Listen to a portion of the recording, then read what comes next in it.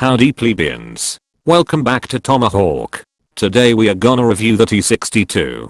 Thank you for your overwhelmingly positive support on the HIMARS video. The views were however a little bit behind expectation.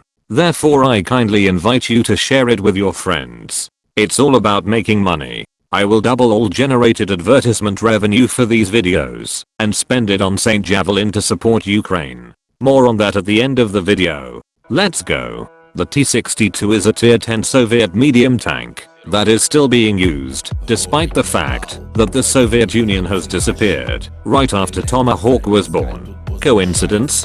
I think not. Even though the T-62 was phased out since at least 20 years, it has made a comeback on the battlefield. Another analogy to Tomahawk. Just when you think it is dead, it suddenly becomes relevant again. It is likely that tank museums were looted just to bring this piece of antiquity back in the field.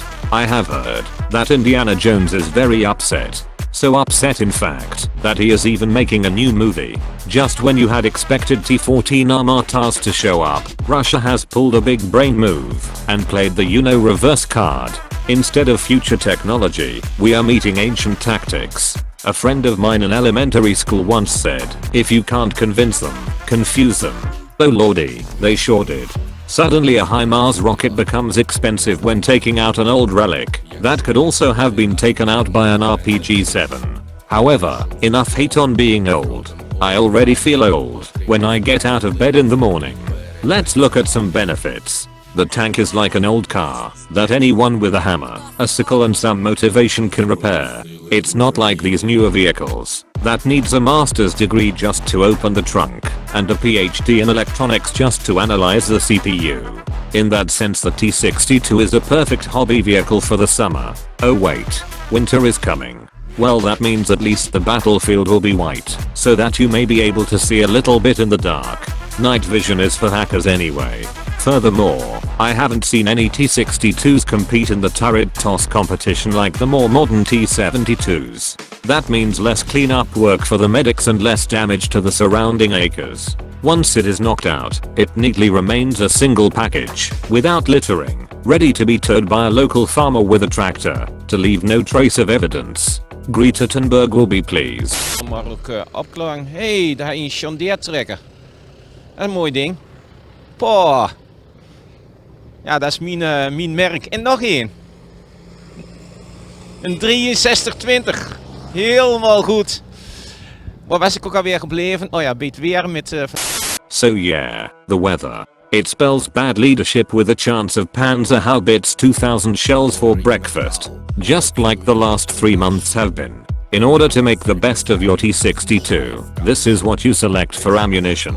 You select 0 AP and 0 heat shells in order to minimize the chances to get ammo racked. Furthermore, this way you can guarantee you will do no damage to the local infrastructure. You are only a guest. Your mother has taught you to be nice when visiting a place that is not yours. If you want to select equipment to be effective, this is what you select. You select a coke cage, just for comforting your brain. Deep down you know, when a javelin comes your way, your days are numbered. You select a washing machine, so you can make babushka happy, and a bottle of vodka, to keep the senses numb. This way you can make sure everyone is happy in the end. In terms of crew skills you want to select the following. By no means, select Sixth Sense. If death comes, you want it to be quick, so you don't want to know when you are spotted. You select Black Brothers in Arms. Not brothers like being in a fraternity, but like black brothers, Usain Bolt like. People that can run very fast, away from danger, back over the border. Furthermore, you want to select off-road driving, just so you can keep the tank straight after drinking so much vodka.